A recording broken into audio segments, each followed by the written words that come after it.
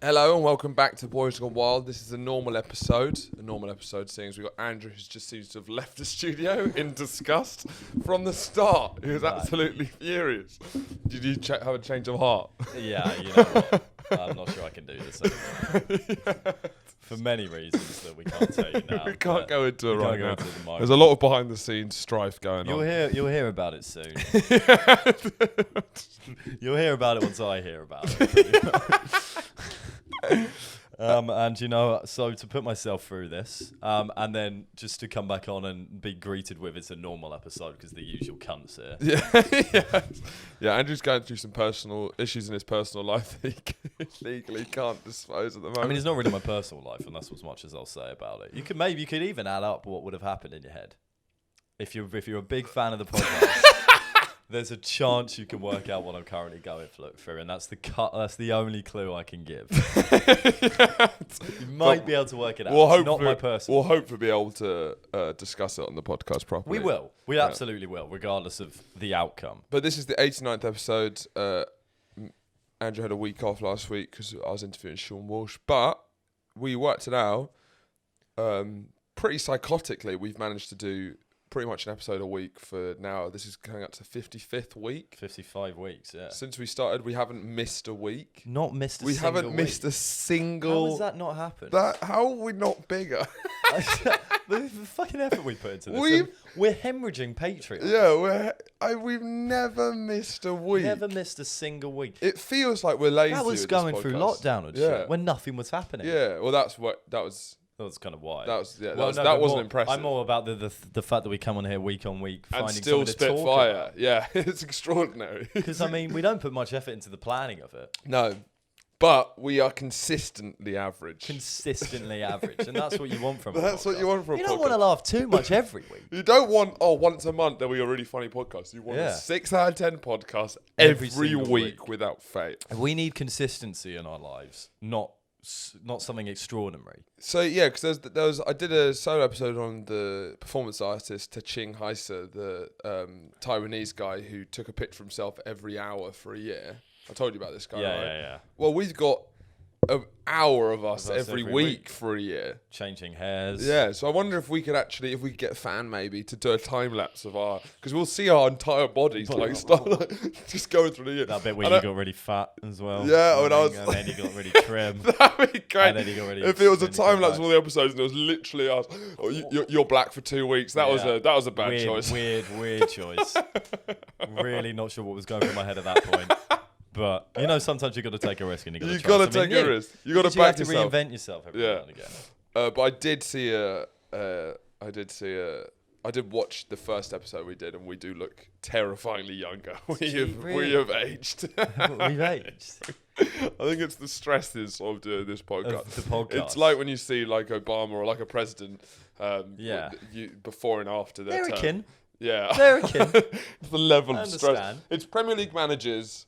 Yeah. It's presidents, podcast hosts, prime ministers, and us. who age. I wouldn't say it's every podcast host. I think it's just this specific podcast. Do you think most podcasts aren't as stressful and high octane? No, because they don't put as much effort into being average on a week-to-week basis. Consistently though. For over a year. You know, maybe taking a month's holiday off might make it less average. Nah, but that's instead, not how we do it. Through thick and thin, through rain and sleet, it's extraordinary how we've managed to. There's been things that get in the way of scheduling, but we've always managed to pull an episode out of our holes. There's been discrepancy as whether I should even be doing a podcast and saying the things that I'm saying. Sure, but that is to be discussed when you're legally allowed to. So, Andrew, without being able to disclose what's been happening to you over the last 2 weeks because of legal reasons, how you been? Yeah, great, mate. It's just been a nice, calm, breezy 2 weeks with no stress or worries or anything. Oh, that's good, man. It's culminated, so I can't... There's 2 things that have happened. I can't say either of them. Which is a real shame. Yeah, it's not great podcasting. You're like something hilarious and terrible. I believe that most people who have watched a lot of the show would work out what's happening. I don't think so. I think you could. from an iconic episode. Anyway, I can say the last thing. I mean, the week kind of culminated in me being kicked out with spoons on a Monday. Sure, we can talk about that. Not the best. I mean, who gets kicked out with spoons on a Monday? I'll tell you who. A Vigilfuckalante. Because what happened? We're sitting there outside, me and 4 other people, I think it was, having some beverages. It was 7:30 p.m. And this guy comes over, and he was probably like 20, I think. But he comes over and he asked one of my friends to not smoke outside here, and we were what?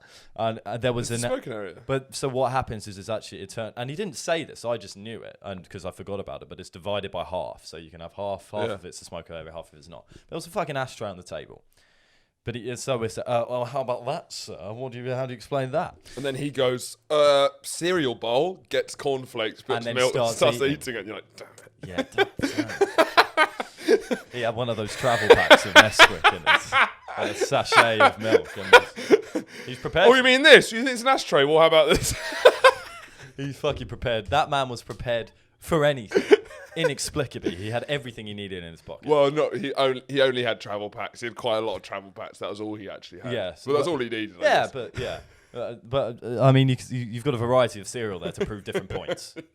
So don't shim them too quickly. No, he never actually explained why.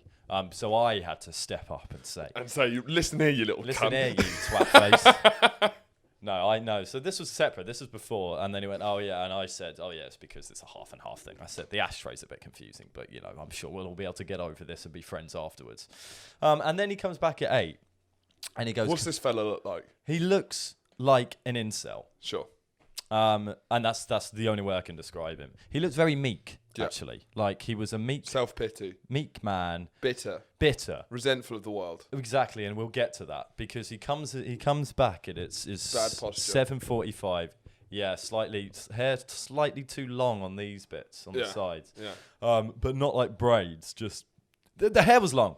And he comes back at 7:45. And then asks for all of our IDs. And we're like, why do you need our IDs right now? And then he then says, because we don't allow anyone in the pub who is under 18 after 8 p.m. That's crazy. Unbelievable. And then, so the you're three clearly of us... none of you are under 18. Clearly. Very clearly. We've aged horribly. I look 50. The three of us were drinking. Yeah. 2 of us weren't. Tahoe and Nella weren't drinking. Yeah. They both had soft drinks. The 3 of us had ideas. One of them is a practicing Muslim. Didn't ask about that though, did he? Yeah. So that's why he wasn't drinking, because of religious reasons. So yeah. So the 3 of us that were drinking had our IDs. The 2 of us that weren't drinking didn't have their IDs. They were still asked to leave the pub because that was just the rule. I then took some umbrage to this. I'd had a tough week. You had a tough week. A tough week of getting into scraps that you shouldn't really have got into because of your indignance and your confidence that you'll get out of it. But go on. Correct. What did you say? I argued back saying, well, this is, I was like, there's no UK law that says no one under 18 can not be in a pub after. So like, and I looked up on the Weatherspoons website pretty swiftly. And I was like, there's no Weatherspoons rule. And I've been to this pub. It's the one down the road. I've been to this pub several times here, and I've never been asked for ID. And I finished with, why are you picking on us? Yeah. And it does a way of winding up people as well, because I think it becomes personal by the kind of... Well, just because they can't win a fucking argument as well. And then he then says, and so this is what clearly turned out to be the rule, is that specific pub says that they can't have under their rule. They created the rule themselves, saying that no one under the age of 18 is there after 8. And I was like, that is a fucking ludicrous rule. Ludicrous rule. No, I'll get to the bit where I wasn't doing too badly. I got kicked out because when he left, I went, oh, fuck you. And then he said, what was that? And that was fair enough to get kicked out. And then he went, what was that? I was like, nothing, sorry. And then he then went on then you could see him go on his mic and stuff. We didn't get kicked out. I just went to order my pizza, which I've been looking forward to for the entirety of the day. Got to the bar and we're not serving your table. Yeah, well... we were going to get kicked out after 8 anyway. Andrew's had a stressful week. And though he'd been making good progress with alcohol, it's going downhill again. It's not going downhill again. I've He's had one drinking. beer. Oh, sorry, is your mum? Yeah, it's going great. No, it's not. It's not to do with the alcohol. It's to do with It's to do with the repressed emotions, I guess. Well, it's not oppressed. I'm letting these emotions out. It's that classic. Have I seen it in a cartoon form? Don't know what form I've seen it in, but it's maybe a short film or something. The Beano thing. The Beano, that's it. Like when your boss shouts at you, so you shout at your wife, and then your wife shouts at your kids. And it's society, and then your kids shout at the boss, and then the kids shout at the boss. And it's a cycle. And it's a cycle, yeah. It's the horrible circle of doom. It's the horrible. You got the boss who every day he comes home from work, his employees' children are bollocking him. Oh yeah. And then he takes out on their parents. I mean, because I told one of my friends about the second thing that happened, and she was like, "You're having a breakdown," and I was like, "No, I'm not." But I can see how people can have breakdowns. I can see how it happens. You're not having a breakdown, but you're not having a breakdown. But the thing, because I mean, the only thing that could be breakdown worthy. I can't wait till we can actually talk about it. It's the only thing that could be breakdown worthy would be the telling a Spoonsworger to fuck off. The other two were kind of, unfortunate coincidences in a way. And I actually talked my way out of the second one. I talked my way out of the second one. Let's stop talking about it because they will. They have no idea what it is. Yeah, so sorry. I just sort of. I talked my way out of the second one. I think I got too gassed about how I can talk my way out of things, and then just said "fuck you" to a Spoonsworker, and then realised there's no talking your way out of that one, Drew. Yeah. So that's. But also the third one is the least bad of the three. Oh, that's nothing. You have no idea. Last week I went to the Freemasons Hall. I was in London for a day of just like wandering around with BB. Yeah. We're going to go to the British Museum to see all the shit we stole. What shit did you see? Which museum did you go to? Well, I was going to go to the British Museum, but then it was you had to book earlier, which it was because of COVID. So instead, we found the Freemasons Museum was open. Do you know about Freemasons? Is it a So museum? there's the Freemasons Hall, the Grand Lodge, okay, in the centre of London. This amazing stone building with these it's like this minimalist design. Yeah. And my mum's been to a Freemasons dinner at one point, I believe. She might. Well, like it's the Sussex division, not like the Grand one. No, there's divisions all over the place, and it's a very confusing thing.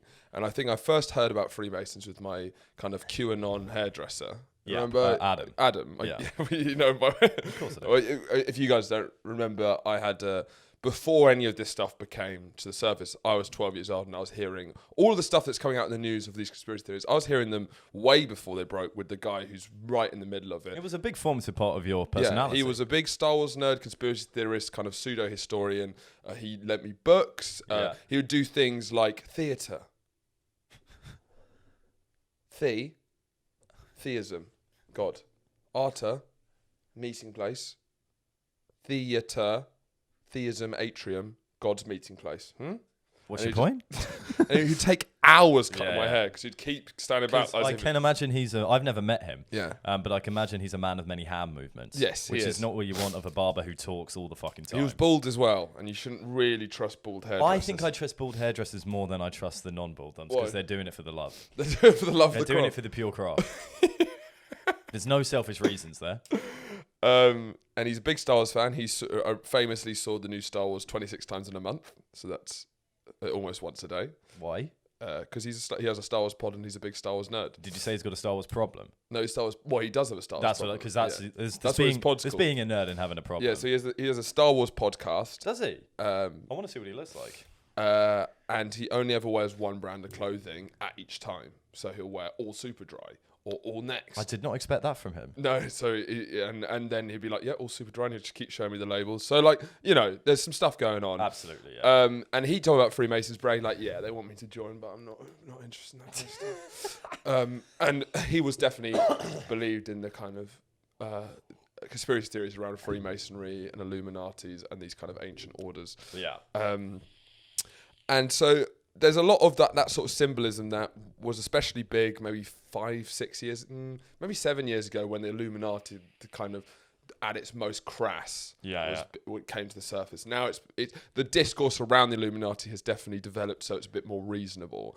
Back, when Jay-Z, Beyonce were part of this kind of thing. Yeah. Now we've realised small parts of it are actually true, Yeah. which has helped disprove all the bullshit around it. Yeah, Do you know yeah, what I yeah. mean? Once you get some more detail, Yeah, you it's can like kind of, Epstein. It's like has proved it's not completely mental, some of the stuff that he's saying, but most of it is. but most of it is Yeah, absolute horseshit. yeah. Um, It's a letting some sort of factual-driven argument prevail rather than pure imagination. And so going to the Freemason thing was very similar to when I went to the Scientology Center. It's a similar vibe, a little bit less mental and frazzled people. It seems a little bit more normal. But we go in this huge building, and in London you're sort of used to like private space and people were turning you away. And it's always being, you can come here for £5. Yeah, Do you have a membership? Like that's kind of, you're kind of used to that in London. We came in, gorgeous building, and we're like, is this? Are we allowed here? And, Yeah. and there's this guy, and he's waiting there, literally with a big smile, and I go, is this the Freemasons Museum? Yeah. Two bloody Is it- rioters. Is it free entry? Yeah. Can we come in? Yeah. Like loving it. He was I presume that was his job. yeah, but he was Just still welcome people. yeah, there. but it was people are never that friendly. Even No. at the museum, they're like, yeah, but he was like, yeah, of course you can, mate. Fucking come on in. I guess it's a slight humble brag about the freeness of it. Come on in. God, I don't know. It's not called the bloody paid Masons, is it? Get your send down. Get your send down. That would be great if he said that that. was it. Every person. who Every came person in. he said It's to. not called the bloody paid Masons. And then we went. He said only the first floor, and I was like, okay, Okay. There's There's child some- sex there's rings on some the second floor. caveats, Yeah.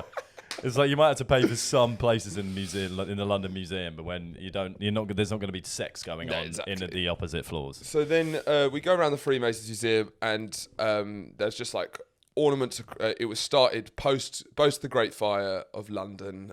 Stonemasons became very powerful because they rebuilt London, so they became really rich. They thought, let's build a club. That's how it started. That's Yeah. why all of their imagery is stonemasonry. And it showed all of the people through history, and there's all the eyes wide shut stuff is based on the rituals from Freemasons. Yeah. So the masks, the kind of things, Yeah.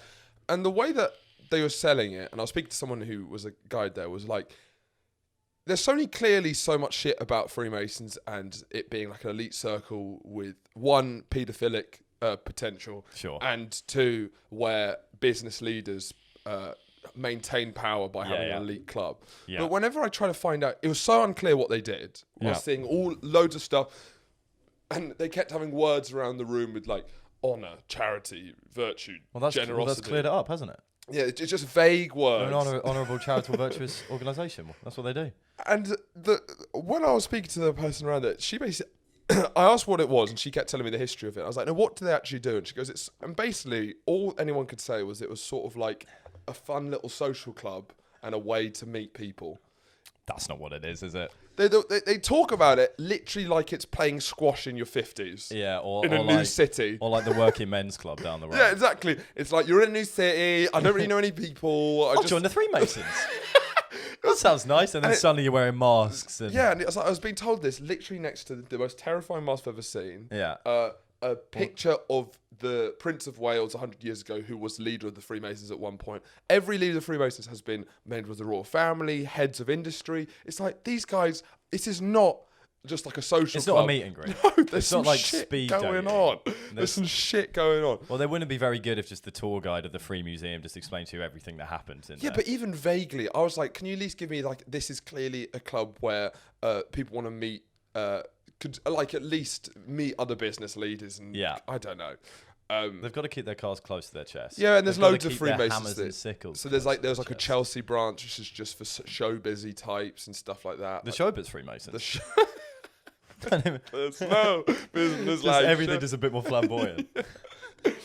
And then we're wandering around, and there's so little security there. It's super weird. It's so like eerie, and we're like, what's hilarious is there's like a library with these ancient books and like these like leather bound things with like these huge volumes on Freemasonry in Norfolk. Would have 2 volumes each that big. I'm like, I didn't know there was that much Freemasonry in Norfolk. In Norfolk. Yeah, it's absolutely. And these like, but it looked like That's a what kind they of. want us to think. Yeah, it looked They like want a us to sort think of there's like. no Freemasonry going on anywhere.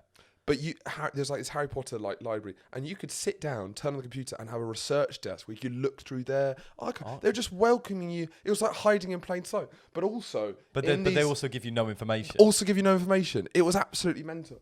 And then also in these glass cabinets with these books was next to these leather-bound books, occasionally you'd keep seeing Dan Brown, Angels and Demons, and the Da Vinci Code, and then also Freemasonry for Dummies. Okay, That was what was most uncanny, is it would go from the sort of mysterious, ancient and profound to the kind of like unbelievably basic and kind of slightly shitty. It was a weirdly oscillated between the two. There's like a legal term, I think it's called like a document drop or something like that, when you request some information from the prosecution or something. Yeah. And they legally have to give you the information that's contained in the files.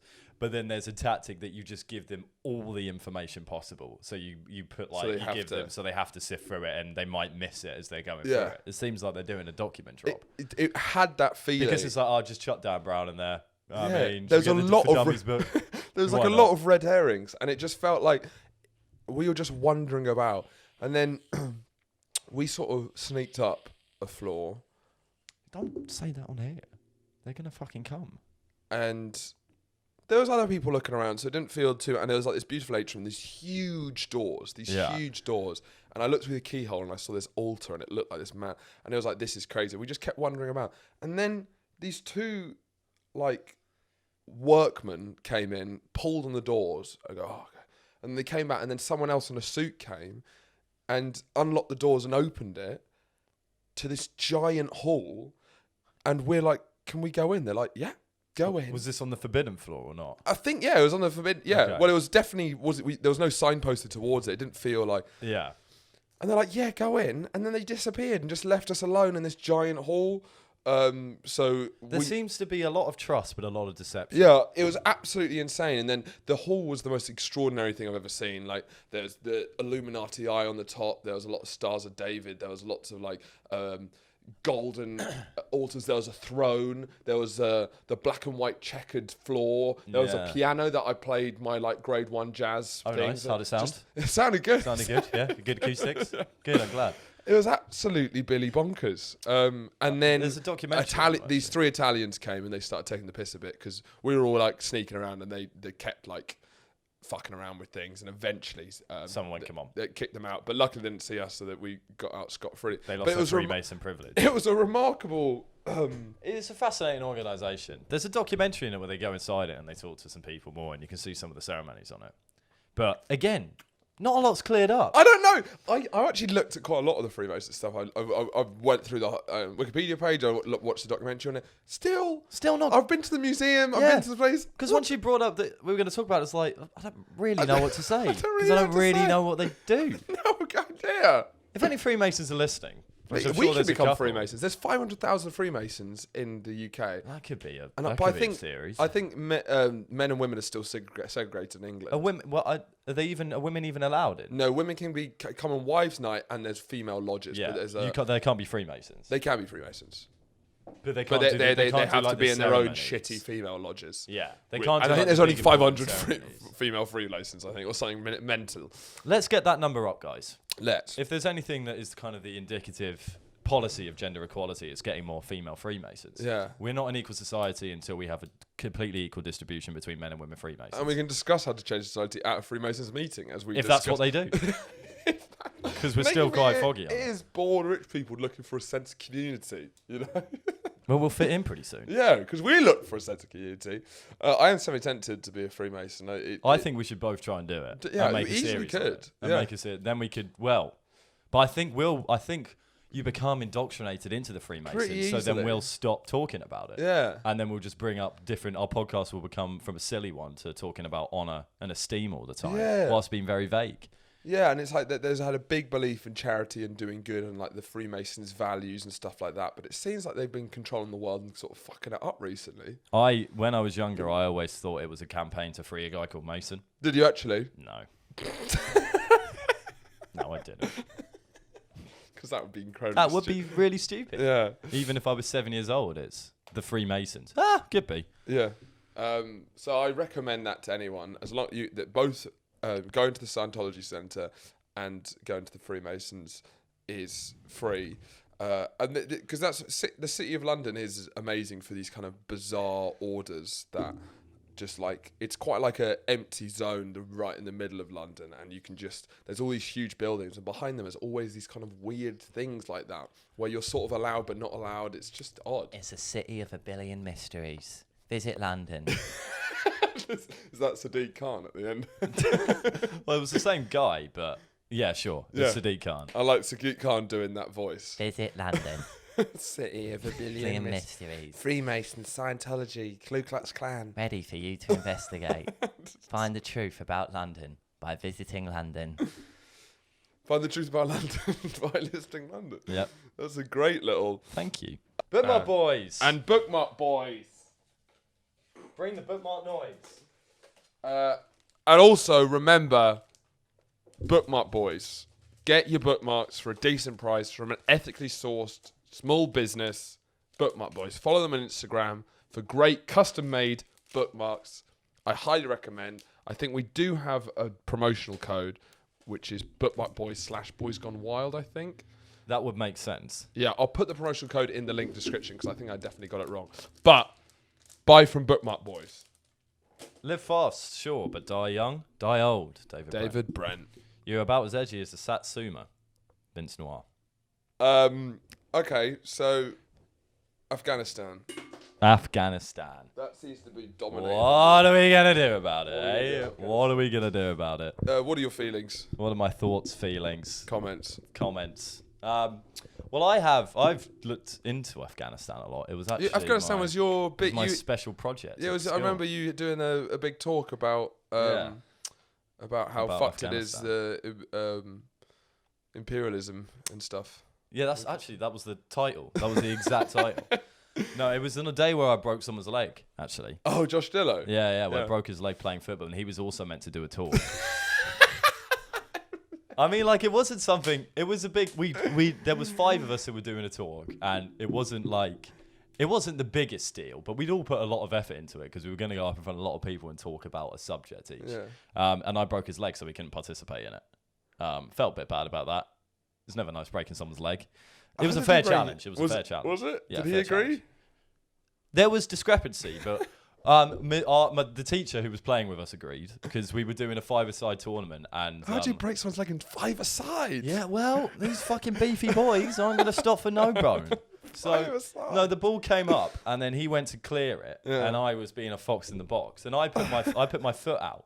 But I connected with the ball. I got the ball, but then the forces came together, and he kicked it. Did you stamp it? He missed it with his leg, but he hit his leg on the ball. But my foot was on the other side of the ball, pushing it back. Broke his leg. How did you hear a crunch? Let that be a lesson for any of my enemies. Did you hear a crunch? Yeah. Oh, God, do you not remember his cast came up to his cast came up to his crotch? Oh. But our teacher, Mr. Crook, he was like a very small. Angry little fella. Yeah, he was. We were doing really well in the tournament. He was like, oh, "Get up, come on, let's fucking keep going." And we're like, "I think he's broken his legs." Yeah. And then eventually he stopped.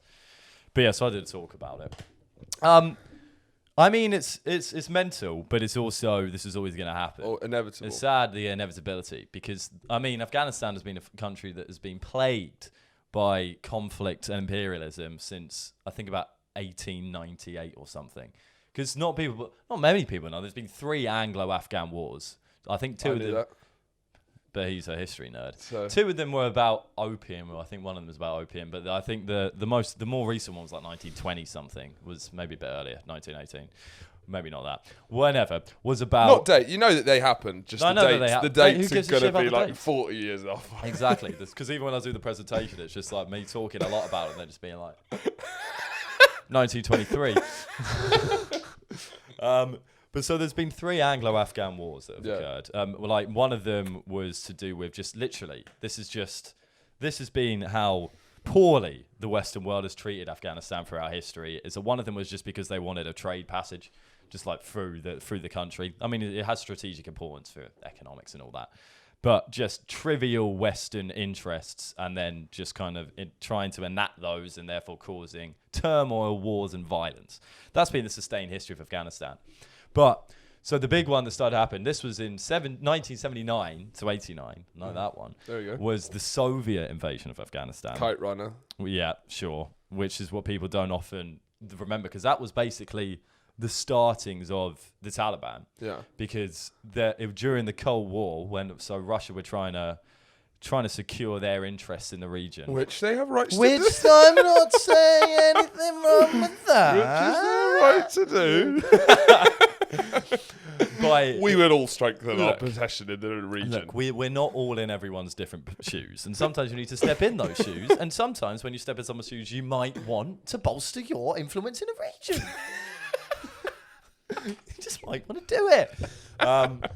So they invaded the country in order to install a communist-friendly ruler. Friendly. It's good that you a friendly ruler. Look, we just think your leader is a little bit mean. We're going to have a friendly communist friend. Nice, friendly gentleman or lady, but gentleman who will come in and just be a bit friendly to everyone. They wanted a communist-friendly leader. So the Americans said, nah, we don't want that communist-friendly leader. Which is their right to do. I mean, this is essentially, this is what was happening through the entirety of the world during the Cold War. Yeah. This is what it was. Proxy wars. So them not actually, it wasn't a proxy war for the US for the USSR, because they actually invaded. So the Americans didn't want to put in a full force of troops into Afghanistan because they were too busy fighting in other fucking places like Vietnam and stuff. Yeah. So they just essentially funded and aided the Mujahideen, which are like Afghan rebels or any Middle Eastern rebels.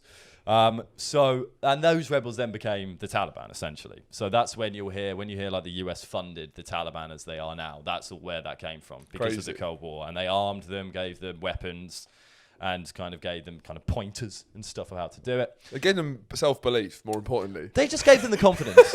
They just gave them the confidence to win the war. And it's the most valuable tool, as one of my great lecturers said to me once, the most valuable tool in international relations is not weapons. It's not political power. It's pride. It's pride, and we just put our pens down. And then the US Marines came in 1979, 1980. They went to the defeated mountain tribesmen who the Soviets had taken over the country. They want to, and they're like, guys, you gotta believe yourself. They're like, no, we can't do this. You've got to be kidding. No, I'm telling you guys. Me? Us? We're useless. No, guys, you really can do it. All right. We can do it, guys. So and now look at that mess. Self-belief isn't always good. So we fast forward a bit and 9/11 happens. Mm-hmm. And then, that was kind of amazing. Well, so do you know, what about the Gulf War? I know that was Iraq. I'm not too good on the Gulf War. Okay. It wasn't like, it hasn't, for me, what I Well, the Taliban ruled for a while. Afghanistan in the 90s. 1994 or something. Yeah, most of the 90s. 90s. Because they took over from the Soviets. So the Soviet invasion was an absolute fucking catastrophe for them. And because that's the thing to know about Afghanistan as well, is because it isn't like, and it's kind of the same with Vietnam and all of these proxy wars that happen in the Cold War, is that it doesn't just work like you go to war with a country. Because these countries it's not like a classic sovereign combined state. There's power is just concentrated in so many different places. That's what's annoying. Is like if you're invading a country, you can go right to the palace, you knock on the door, and you go, "Where's the king?" You kill the king. You're like, "I'm in charge now." And then everyone gives up. Like, but when it's all these tribes and shit, it doesn't work. It just doesn't work. Kabul is only Kabul. It doesn't actually extend that much influence to mass other place of Afghanistan. So then that all failed terribly, and then the Taliban were in for a long time. And then 9/11 happened, and then that spooked everyone in the West, and then created justifications of wars based on stopping terrorism and human rights. But they decided to ignore human rights before 9/11. But it basically in the guise of oil, pretty much. So like Iraq was way worse for that because the justifications of weapons of mass destruction, etc., were a hell of a lot more unsubstantiated.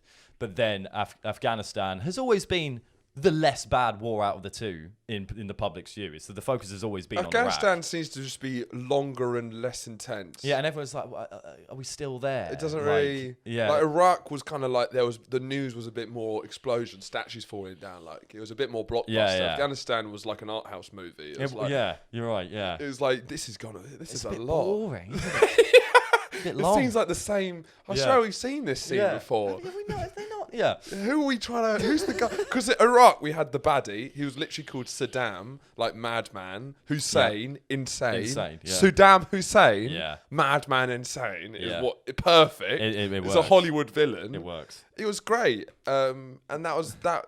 But this one, But this one is too long and confusing. Yeah. And, well, because it's obviously going on for a lot longer. yeah, and also since we killed Bin Laden, it's become.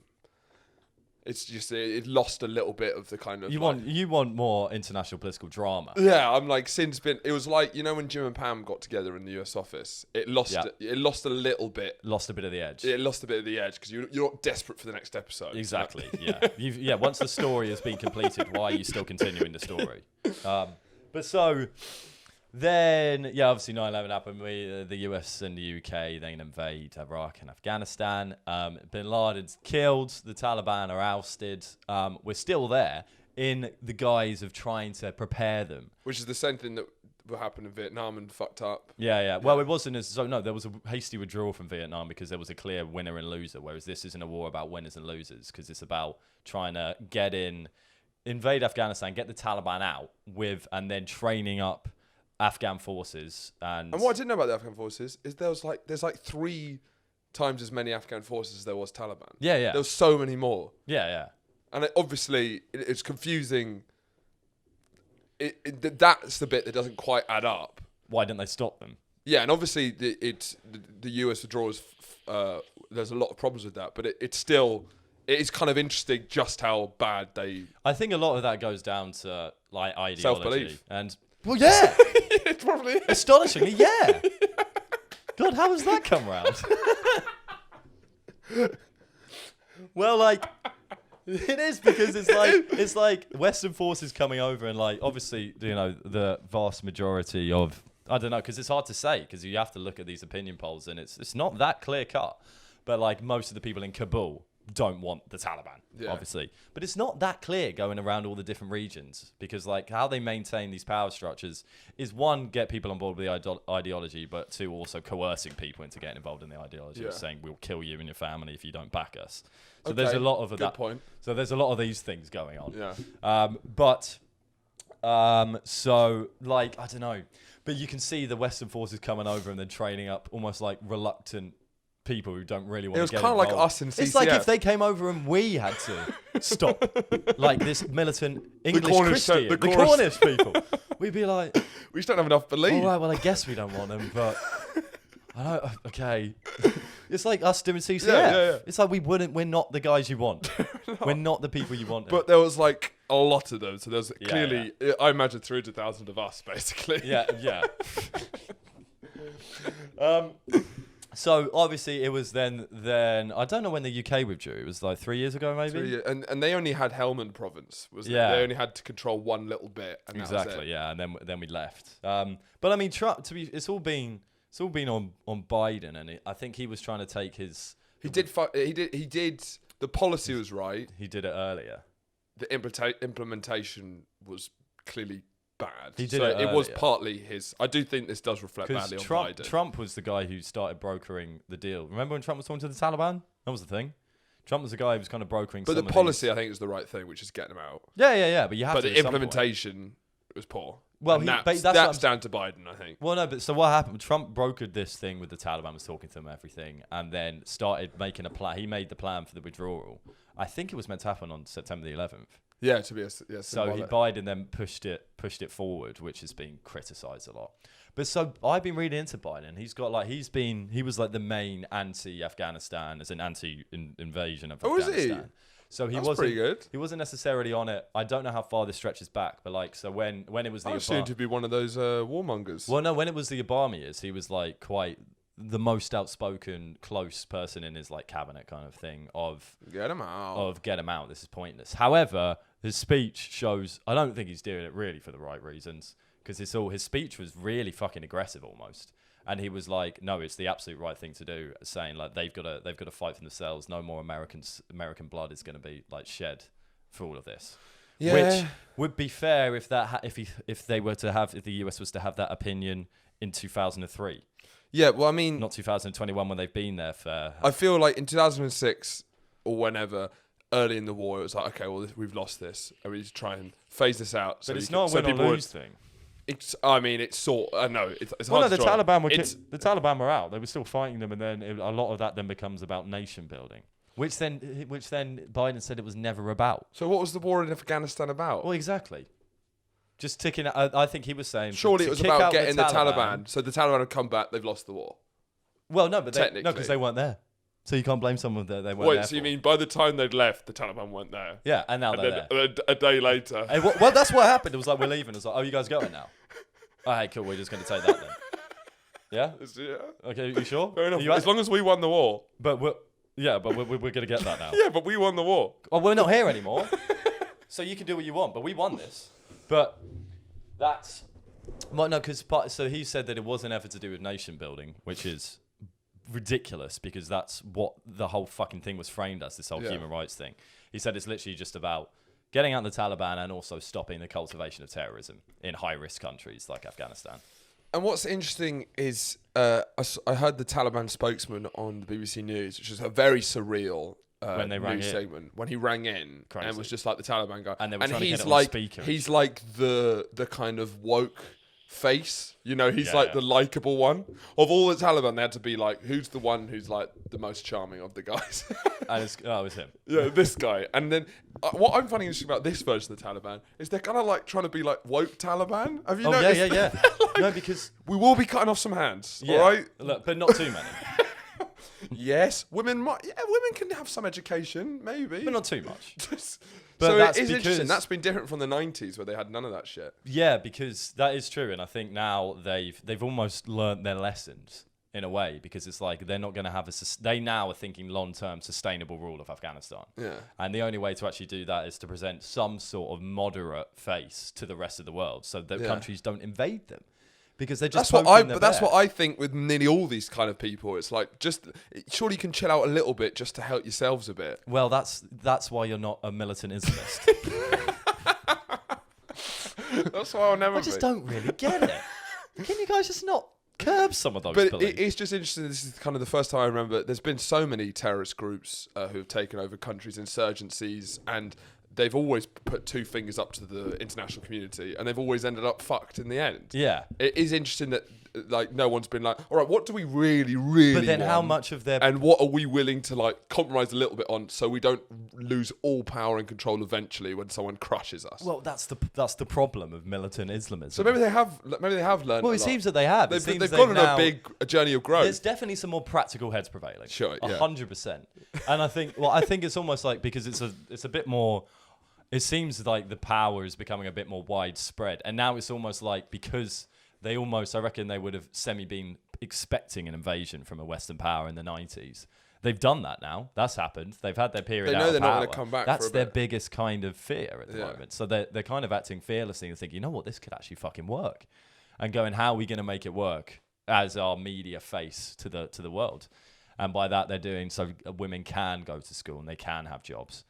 Yeah, but still, adultery, chop your hands off. Not sure They're how legit that is. I'm fascinated because they've said things like they're open for trading and stuff. Yeah. They're like, but then the scenes of people.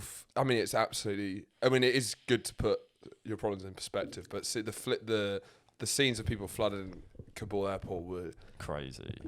It was absolute. The level of desperation, because obviously you're hearing, seeing the BBC images, which aren't actually particularly graphic, and you're hearing the Taliban spokesman who's kind of presenting it as like a more reasonable. But seeing the way that people were hanging on to the US airplane, people falling hung off. up.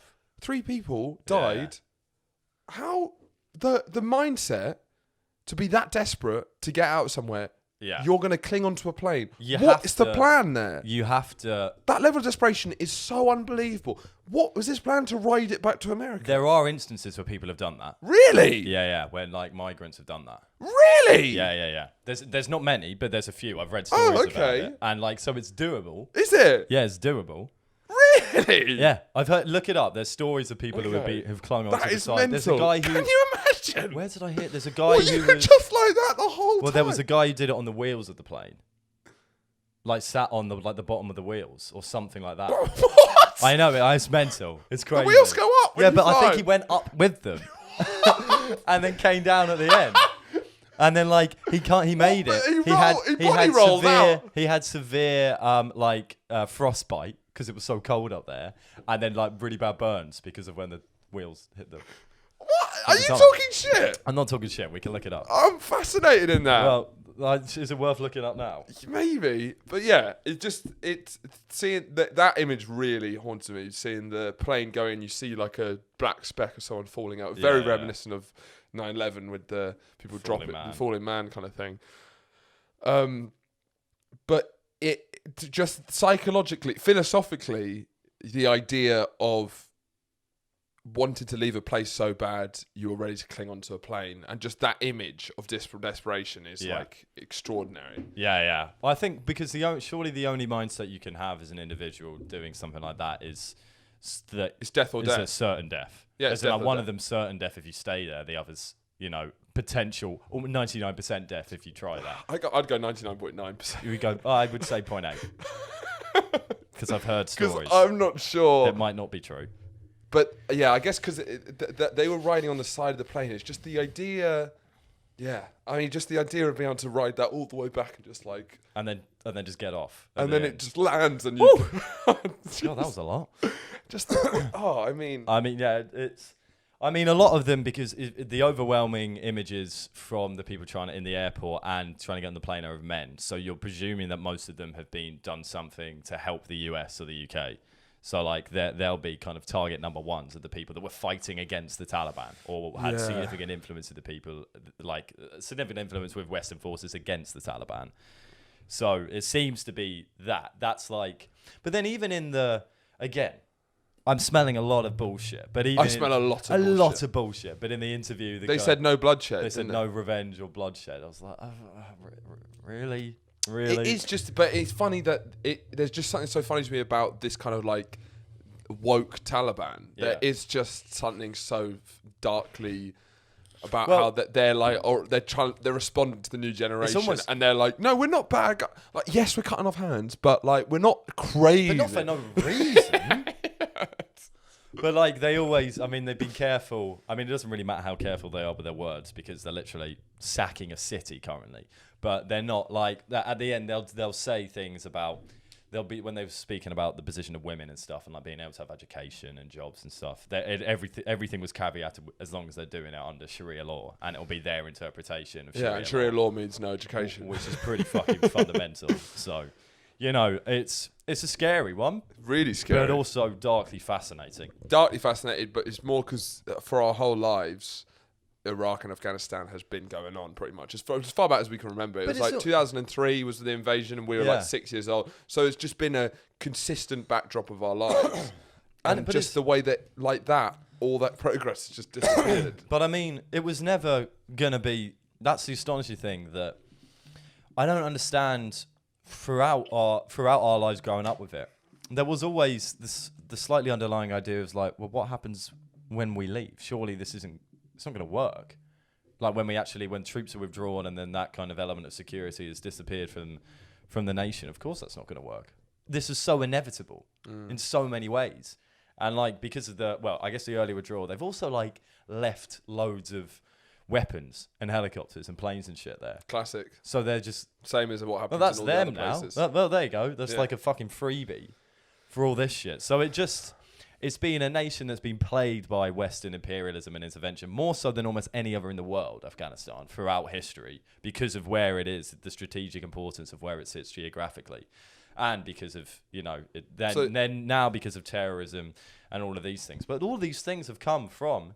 like the 19th fucking century, and they've continued on throughout this century. So this is almost as close as you can get to inevitable in history. Yeah, and there's obviously the thing about it being the graveyard of empires, because I think in 1860, late 1800s, Britain had lost a big battle against guerrilla troops in Afghanistan, and that kind of was actually the beginning of the end of the British Empire. Russian Empire, America. I think China's next. Do you think? I think. Yeah. Well, they need to step up now. Because it's like Britain, Russia, America, all these powers are falling at Afghanistan, it feels like China is going to literally think to themselves, they're expanding all the Silk Road routes. That's the shit they've been slowly plotting around. They're building a new Silk Road anyway. Afghanistan, if it goes against them, they're already pretty Islamophobic. It's like seems like there's a perfectly set up for them to have a go. Yeah. And for that empire to be ruined, destroyed on the rocks. It's almost like a rite of passage on your way to an empire destruction. Yeah, you gotta to make a stop at least. Well, because there's another big point out of it is that since the end of the Cold War, it's been the US as the global policeman. That's been the kind of dubbing of them, is in like getting involved in nations. You can talk about their motivations. Probably a lot of them are economic and for oil rather than for genuinely trying to build up nations and stop human rights abuses. But they've been our global policemen, intervening in countries or based on their own individual morality.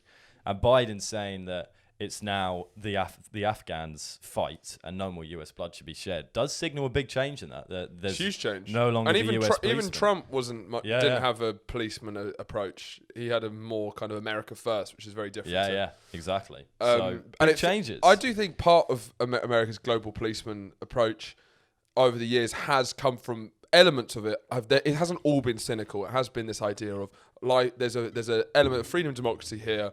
We want to spread it, but it's come from this basically like ignorance more than anything of this sort of television morality. Of like their lives are fucked over there. We just try and take what we got over here and put it over there. And obviously there's some shady shit going on as well. But having no concept of like you can't implement democracy in Afghanistan when there's still the basic building blocks aren't even there, and then realizing that too late. But I think part of it is like because I'm a bit more cynical because even though there might be there's obviously going to be the way more cynical view of like it's for oil, but then there's also you can have a cynical approach to them wanting to spread democracy because it's like a fear of your neighbor who is someone different, and if they're a democratic country, then they can bring them into capitalism, and then they still that bolsters Americans' power by having a global world order that is the same as theirs. So the reasons aren't necessarily completely unselfish spreading. I'm definitely not unselfish, but I do think a lot of people in America do have a belief, alongside the obvious practical aims, that they're doing what is right for the country. But how much do you think they actually care about the people there? I think it just comes from a lot of ignorance of like how other cultures work. I think that's fostered by the fact that we all watch America like it's a giant TV and they're stuck in the TV. And that's the problem. It's like America literally, it's almost shaped like a television. We all from the outside watch them because they are TV. And for them, they're just looking at a mirror. They can't even see out because they're stuck in the TV. They're stuck in the TV. There's a lot of smart people there who do a lot of smart shit, but you can't. America just fucks it gives you a brain fog because you're watching your own. Like Americans don't even know that much about genuine British culture. Everyone knows everything about American culture.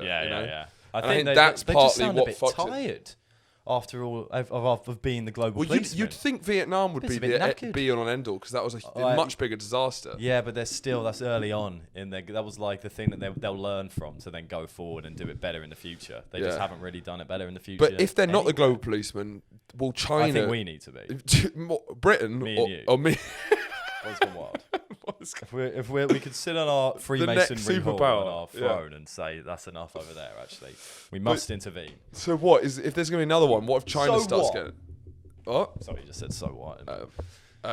China. Do you think China will be the next one? Nah, they're going to stay. They'll keep their heads out of everything. So maybe there won't be one. So maybe we'll just have to run ourselves. Yeah. Because I remember you getting asked at the end of your Afghanistan talk by like a 50-year-old dude saying, all right, these are great problems. Do you have any solutions? And you didn't have any at the time. Yeah. Now, what do you think? Do you have any solutions yet? What do you mean solutions? To the problem? Well, stop invading them. Yeah. That's it. Okay. That's what I said. Because the whole talk, I agree. The whole talk was about the reason why we are where we're at. It was a history talk. Yeah. It wasn't so like, I mean as in like for Afghanistan. I mean it seems that you've got to increase aid at this point. You've also got to increase like allowing a space for refugees to be able to get out, so you kind of can stop some of the horrors that are going on. But fundamentally, if we address this as a problem of consistent Western intervention into the nation for hundreds of years, we can't. There's nothing that we can do in order to properly mediate that. Surely we've got to learn the lessons from the past and realise that by intervening, all it's doing is making situations worse, breaking down the state apparatus and stopping kind of the feasibility of it becoming an actual working democracy in a country. It doesn't have to be a democracy, but whatever it needs to be. And I think sadly you gotta let this play out whilst trying to stop the horrors that are going on as best as we can. I agree. Oh, my brain just went blank. There was something. But most of all, just give them the confidence they need. The self-belief. The self-belief. It's gone. That's a shame. You've been watching Ted Lasso. Yes. Which I've seen adverts for, and I thought it looked off-putting. Yeah. And it seemed to be doing very well in the award circuit. So I was like, maybe it is maybe worth it is good, yeah. But then I saw in the trailer there was a quote that said heartwarming, and you know by rule, I will never watch anything that uses critical quotes of them as heartwarming as if it's a positive thing. And I usually don't, but because of this, because of the buzz it's been getting, it's got loads of Emmy noms. Yeah. And you think surely it could be all right. I mean, like the US Office and Parks and Rec are heartwarming. Sure. But they're good. Mm-hmm. So, you know, they are good, but it's in spite of the heartwarming. Of course, it's in spite of it, but it's still like they're not a good element. They're not. I can take those out easily. Yeah, absolutely. But so Ted Lasso has inexplicably done well because it's absolute dog shit. Really? Dog shit. I haven't seen it. Yeah, I know. But so the problem is the heartwarming aspect. But it's like this new beast, this new terrible plague that's kind of bringing the world into this big shadow. Is dramedy. The spectrum of the dramedy. Spectrum of dramedy. It's not drama. It's not comedy. It's nothing. It's absolutely nothing. That's interesting. It literally, because it doesn't. There's not enough drama to get you hooked on a storyline or a character's development. Yeah. And there's not enough comedy to make you laugh. Yeah. It's just something happening on the screen for half an hour. And you just end it. And the thing is, because when you start a new series, you like watch the first one and then you don't think of anything for half an hour, and then at the end you go, "Oh dear, that wasn't very good." But maybe it's because I'm not into it yet. You've got to give it a second episode, and then you're like, "No, this is just really, really bad." And then the acting is awful. Okay. Sudeikis does all right. No one else does. No one else does anything. There's your kind of elder. There's your classic. He's a box to box midfielder. Yeah. Literally described as that in the show. Box to box midfielder who used to play for City and has won the Champions League, seen everything, and now he's like in a lower team. And of course he's an aggressive Cockney man, and he's got no range. That's it. That's all he ever is. And then there's the up and coming football star who's on loan from I think City again, because that's the only team they can think of who's done well. City again, who's cocky and young, and they obviously clash. And then there's the and then the storyline of the owner is ridiculous. The owner's actually okay in it, but it's just nothing. And so it was based on a sketch that we watched ages ago. Was it SNL sketch? I think it was. It was, because they say based on character from NBC, I think. NBC, yeah. But I think it was made by NBC to promote. It was made by NBC to promote the Premier League streaming in America. Yeah, okay. So he was going to Tottenham. Yeah. And that was really funny. Yeah. It was wall-to-wall funny. It was 5 minutes. Yeah. And they took all of that, and they seem to have had... Distilled it It seemed to be like the tone of that sketch was funny, and it seems the tone's completely shifted. Isn't the concept he's an American football coach? Yeah. Coming over... Who knows nothing about football? Why is he a manager then? Right, so I'll tell you, because I'm going to do spoilers because you don't need to watch it.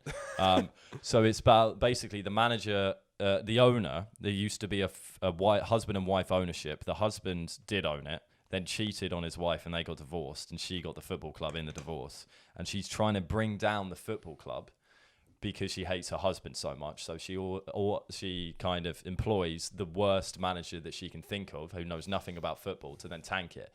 She's very cynical. That's the MacGuffin. She's very She's very. I was like, "Where's the MacGuffin?" There. She's very cynical. He's incredibly wholesome, and do you know what? I think he might wear off on her a bit. Really? I think he might. Oh God. I think he might change her. God, it makes And me feel sick. So it's literally just two characters. All it is the old footballer and the young footballer rubbing off on each other, and they learn from both of them. Learn from each other. Everyone's learning from each other, and no one's making anyone laugh. I do think this is true. I think basically since Louis in 2010, where it was realised that you can make like that was comedic, but it was like art house and there was like elements of drama in it. That sort of set up a wave that kind of had like Master of None, Lady Dynamite. In Britain had Fleabag. I May Destroy You isn't a comedy, but for some reason it feels within that world of just the kind of mashing together of comedy and drama.